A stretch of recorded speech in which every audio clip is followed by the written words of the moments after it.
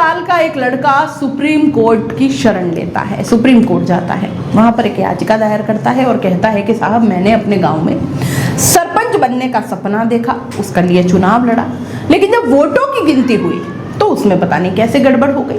बस मेरी आपसे एक अपील है, प्रार्थना है कि बूथ संख्या 69 की एक बार आप कैसे भी करके मतगणना वापस करा दो, फिर से जांच पड़ताल कर दो।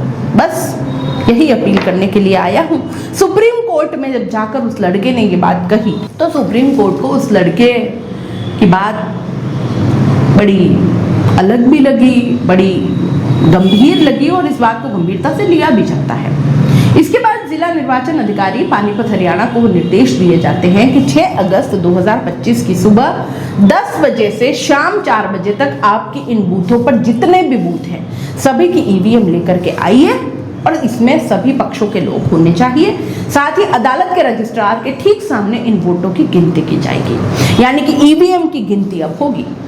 जिस विवादित बूथ संख्या की बात चल रही है ना केवल उसकी, बल्कि इस गांव में सरपंच के लिए जितने भी बूथ बनाए गए थे सभी की गिनती होगी और उसकी वीडियोग्राफी भी होगी। वीडियोग्राफी की जाती है, मतगणना की जाती है और फिर आता है रिजल्ट 11 अगस्त 2025 को। रिजल्ट जो आता है वो वाकई दोस्तों चौंकाने वाला था। जिस लड़के ने ये अपील की थी दरअसल वो पहले हार चुका था, लेकिन ईवीएम से फिर दोबारा गिनती की जब की जाती है तो पता चला कि वो तो जीत जाता है। संभवतः भारत के इतिहास का पहला ये मामला है जब ईवीएम चलकर सुप्रीम कोर्ट पहुंची और रिजल्ट जो आता है वो रिजल्ट चौंकाने वाला होता है। आज की इस कहानी में हम यही जानने समझने की कोशिश करेंगे कि आखिरकार वो लड़का कौन था, कैसे हारा था, क्यों हारा और उसके पीछे की पूरी कहानी आखिर है क्या। नमस्कार, मैं हूं जयश्री नागदा और आप देख रहे हैं क्राइम रिपोर्टर। तो चलिए ये जो घटना मैं आज आपको बताने जा रही हूँ ये है हरियाणा की और यहाँ पर अक्टूबर और नवंबर 2022 में सरपंच के लिए चुनाव हुए, यानी कि पंचायत चुनाव चल रहे थे और इस पंचायत चुनाव के बीच में एक गांव ऐसा था जो बहुत ज़्यादा जिस पर चर्चा होती थी। हर दिन उसकी कोई ना कोई खबर अखबारों में, सोशल मीडिया पर लगातार आने लगी। दरअसल हरियाणा प्रदेश का जिला पानीपत जिले का एक ब्लॉक है इमराना और यहाँ के अंतर्गत आने वाला एक गांव है बुवाना लाखो। अब यहाँ सरपंच पद के लिए दरअसल 576 वोट डाले जाने थे और इसके लिए मैदान में उतर जाते हैं 7 प्रत्याशी। 7 प्रत्याशियों में अगर हम पहले नंबर की बात करें कुलदीप सिंह मलिक, मोहित कुमार मलिक, जसवंत सिंह, नवीन कुमार, महावीर, समीर, सुनील कुमार, ये अपनी किस्मत आजमाने के लिए गांव-गांव, घर-घर जाने लगे। घर-घर जाने के बाद में वोट मांग रहे थे जैसे कि आम दिनों में नेता करते ही हैं चुनावी समय में, और बहुत सारे वादे भी इन्होंने कर डाले। गांव का विकास करेंगे, पिछले प्रधान ने यानी कि पिछले सरपंच ने कुछ नहीं किया, हम इस बार आए तो ये करेंगे वो करेंगे, कुछ नया करके दिखाएंगे, नवाचार करेंगे और इस तरह के वोट वो घर घर जा करके मांग रहे थे, लोगों से अपील कर रहे थे। तारीख भी आ जाती है और वो तारीख थी 2 नवंबर 2022। इस तारीख को सब वोट डालने जाने वाले थे। जो वोट डालने जाना था तो इसके लिए जो प्रशासन की तरफ से एक पूरी की पूरी एक प्रक्रिया होती है उसके लिए टीम लगती है, पीठासीन अधिकारी बनते हैं। तो कुल मिलाकर यहाँ बूथ बनते हैं 65, 66, 67, 68, 69 और 70। इन बूथों पर जो वोट डलने थे वो थे 576 वोट। अब सभी प्रधान जो सरपंच के प्रत्याशी होते हैं वो गांव के एक एक व्यक्ति को यहाँ चुन चुन कर ले आ रहे थे ताकि ज़्यादा से ज़्यादा वोट डल सके। लेकिन शाम तक जो वोट डलते हैं वो 3767 वोट ही डल पाते हैं और शाम को ही वोटों की गिनती शुरू हो जाती है। जब वोटों की गिनती हो रही थी तो वीडियोग्राफी भी हो जाती है, ईवीएम के माध्यम से वोट डाले गए और इसके बाद जब गणना यानी कि मतगणना जब की जा रही थी तो पता चलता है कि मोहित को विजयी घोषित कर दिया जाता है। मोहित जिसने ये याचिका लगाई थी जो हार गया था, लेकिन इसके बाद फिर से वो दोबारा से गिनती शुरू हो जाती है और दोबारा से जब गिनती होती है तो पता चलता है कि कुलदीप सिंह मलिक को विजेता घोषित कर दिया जाता है। ये दावा करते हैं कि उसके पक्ष में 1117 वोट आए हैं। बस इतना था कि पीठासीन अधिकारी ने फॉर्म 19 और 21 भी जारी कर दिया और कुलदीप सिंह के मलिक के लिए एक जो प्रमाण पत्र होता है, जीत का प्रमाण पत्र, वो भी जारी कर देते हैं और बाकायदा प्रमाण पत्र देते हुए फोटो भी खींचता है और इसके बाद फिर जय जयकार हो जाती है और गांव में फिर से स्वागत होता है, फूल मालाएं गले में डलती हैं और आप जानते हैं किस तरीके से जब जीत जाते तो सारा जो है किस तरीके से सब कुछ होता है। लेकिन इसी बीच में करीब जो 20-25 साल का जो एक लड़का था जिसका नाम था मोहित कुमार मलिक, असल में वो अब दिमाग लगाता है, गणित लगाता है, सोचता है। सोचने के बाद कहता है कि जो बूथ संख्या 69 है उस पर सबसे ज्यादा परिवार के लोग वोट उसी पर है, लेकिन वो उसी पर अगर गिनती होती है तो वहां आ रहा है जो वीडियोग्राफी की जाती है, उस वीडियोग्राफी को देखना शुरू करते हैं, गुणा भाग लगाते हैं तो कहते हैं कि हमें तो इस बूथ पर सबसे कम वोट मिले, जबकि हमारे परिवार के सबसे ज्यादा लोग ही इसी पर हैं। और इसके बाद उसके समर्थक जो होते हैं वो सीधे पहुंच जाते हैं पानीपत, यानी कि जिले पर उस वहां पर पहुंचते हैं, अधिकारियों से जाकर कहते हैं कि पानीपत में कि साहब एक बार जो 69 बूथ नंबर है ना उसकी फिर से आप गणना करवा दीजिए, बड़ी मेहरबानी हो जाएगी। जब उन्होंने एक ठोस कारण बताया, वीडियो दिखाई, वीडियो दिखाने के बाद अधिकारियों के दिमाग में आता है कि लड़का कुछ ना कुछ तो बात सही कह रहा है। गांव के लोग बड़ी संख्या में उसके समर्थन में भी थे। आखिरकार फिर से वोटों की गिनती की जाती है और पता चलता है कि मोहित 51 वोटों से विजेता घोषित कर दिए जाते हैं। उनको भी एक जीत का प्रमाण पत्र दे दिया जाता है और ये जो फॉर्म 19 होता है, फॉर्म 21 वो भी उनको जारी कर दिया जाता है। बस इतना था कि पहले कुलदीप सिंह के लिए एक प्रमाण पत्र दिया गया, बाद में 4.5 घंटे के बाद मोहित के नाम भी एक प्रमाण पत्र दे दिया जाता है। दोनों प्रमाण पत्र सोशल मीडिया पर बहुत तेजी के साथ वायरल भी हो जाते हैं। दरअसल एक गांव में 2 सरपंच अब चुन लिए गए हैं, इस तरह की बात थी। अब यहाँ जो पहले विजेता घोषित कर दिया जाता है कुलदीप सिंह, उसके समर्थकों को गुस्सा आता है, उनको भी गुस्सा आता है। देखते ही देखते गांव में बवाल जैसी स्थिति पैदा हो गई और जो अधिकारी हैं उनके साथ भी शायद बदतमीजी वगैरह हो जाती है। बात है उच्च अधिकारी तक पहुंचती है, अधिकारी मौके पर पहुंचते हैं और गांव में पुलिस बल तैनात कर दिया जाता है ताकि कोई भी बड़ा बवाल पैदा न हो जाए। लेकिन यहाँ पर एक पशुपेश की स्थिति बन गई थी कि गांव का सरपंच आखिर कौन है, यानी कि कुलदीप सिंह है या फिर मोहित है।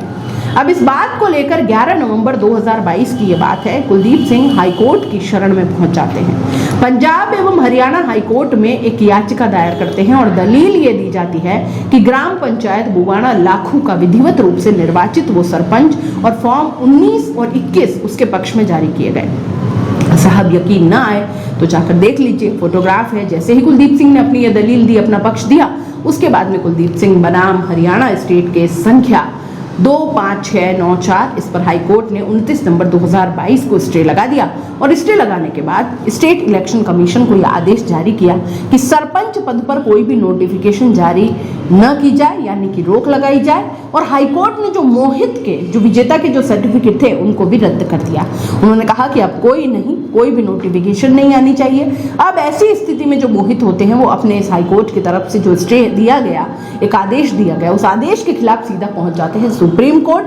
और सुप्रीम कोर्ट में जाने के बाद वो अपील करते हैं कि हुजूर, जो बूथ नंबर 69 है उस पर सबसे ज्यादा वोट थे परिवार के, ज्यादातर लोग वहीं रहते हैं, लेकिन जब वोटों की गिनती की जा रही थी तो सबसे कम वोट मुझे वहीं से मिलते हैं।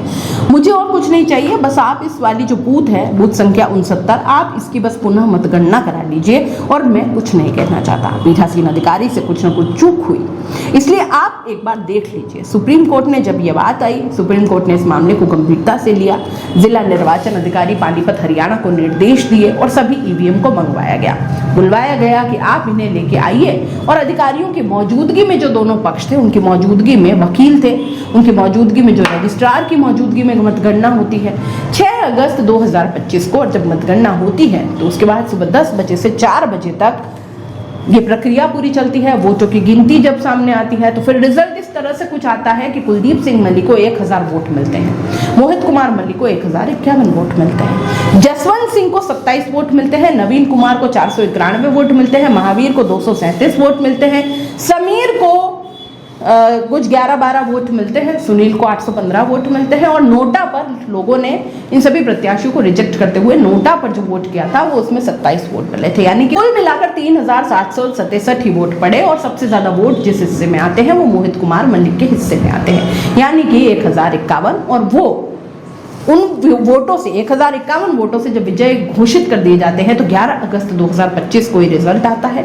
और उसके बाद फिर सुप्रीम कोर्ट की तरफ से आदेश दिया जाता है कि 14 अगस्त 2025 को इस व्यक्ति को, यानी कि सरपंच की शपथ दिलवाई जाए और इनको विधिवत रूप से चुना जाए। आखिरकार डीडीपीओ राजेश शर्मा ये शपथ दिलवाते हैं और 15 अगस्त 2025 को फिर ध्वजारोहण भी करते हैं। और जैसे ही नए सरपंच ने अपने युवा ने जब ध्वजारोहण किया तो सोशल मीडिया पर इनका फोटो बहुत तेजी के साथ वायरल हुआ। गांव के लोगों ने इनका पुरजोर तरीके से स्वागत किया, फूल मालाओं से निलाद दिया। ये जो नए सरपंच चुने जाते हैं, कहते हैं करीब करीब कुछ 2-2.5 साल के आसपास इस पूरे में लग जाता है। 30 महीने के आसपास की ये पूरी मामला ये चलता है और इन 30 महीनों में गांव के कहां विकास होता है, लेकिन कोई नहीं। हम लोग फिर से पूरी ईमानदारी, पूरी शिद्दत, पूरी ताकत के साथ अपने गांव का विकास करने में पूरी ताकत झोंक देंगे और गांव का विकास करेंगे, ऐसा इनका मानना है। ऐसा मामला माना जा रहा है भारत के इतिहास में कि ईवीएम ने जो पहले रिजल्ट दिया था वो रिजल्ट कुछ और था। बाद में जब सुप्रीम कोर्ट की निगरानी में मतगणना होती है तो रिजल्ट कुछ और आ जाता है, यानी कि हारा हुआ प्रत्याशी जीत जाता है। तो इस ईवीएम को लेकर कई तरह के सवाल खड़े हो जाते हैं। देश भर में अलग अलग जो है अलग अलग बातें होने लगती हैं, अलग अलग खबरें आती है, वायरल होनी शुरू हो जाती है। और देश भर में जो इलेक्शन ईवीएम के माध्यम से होते हैं तो ये कहा जाता है कि शायद कहीं ना कहीं कुछ ना कुछ होता होगा ऐसे ही। लेकिन ये भी कहा जाता है कि अगर मोहित कुमार गरीब होते या फिर पढ़े लिखे नहीं होते या इन्होंने सुप्रीम कोर्ट तक का दरवाजा नहीं खटखटाया होता तो शायद ही कभी सरपंच की कुर्सी हासिल नहीं कर पाते। यानी कि इन्हें वक्त जरूर लगा, लेकिन इन्होंने अपने हक के लिए एक लड़ाई लड़ी और लड़ाई लड़ने के बाद ये जीते भी। पूरे देश को इन्होंने दिखाया कि देखो, भले ही चाहे इंसाफ मिलता जरूर है, देरी से मिले, लेकिन इस गांव की एक खास बात और है। बुआना लाखों को खिलाड़ियों की फैक्ट्री कहा जाता है। खिलाड़ियों की फैक्ट्री इसलिए कहा जाता है क्योंकि इंटरनेशनल बॉक्सर रजनी इसी गांव की है। साथ ही साथ इस गांव में लगभग 10 इंटरनेशनल खिलाड़ी हैं और 50 राष्ट्रीय खिलाड़ी इस गांव से आते हैं। इस गांव में जो युवक और युवतियां हैं वो खेल की तरफ ज्यादा आकर्षित होती हैं और देश के लिए वो देर सवेर मेडल लाते हैं। प्रदेश के लिए देश में से मेडल लाते हैं और दुनिया से अपने देश के लिए मेडल लाते रहते हैं। इस पूरे घटनाक्रम को सुनाने का मतलब कुछ और नहीं है, कोई मखौल उड़ाना नहीं है, लेकिन ये जरूर बताना है, इस कहानी से हमें ये सीख तो मिलती है कि हमें हारना नहीं चाहिए। अगर आपको यकीन है अपनी जीत के बारे में, अगर इसके लिए आप प्रयास करते रहें, जैसा कि मोहित ने प्रयास करके दिखा दिया कि भले ही देर हुई लेकिन वो जीत कर दिखाए। और सुप्रीम कोर्ट छोटे से छोटे चुनाव को भी बहुत गंभीरता से लेता है। आपको ये कहानी कैसी लगी? आपको क्राइम रिपोर्टर की ये कहानी कैसी लगी? कमेंट बॉक्स में जरूर बताइए और जाते जाते चैनल को लाइक, शेयर और सब्सक्राइब जरूर कर दीजिए।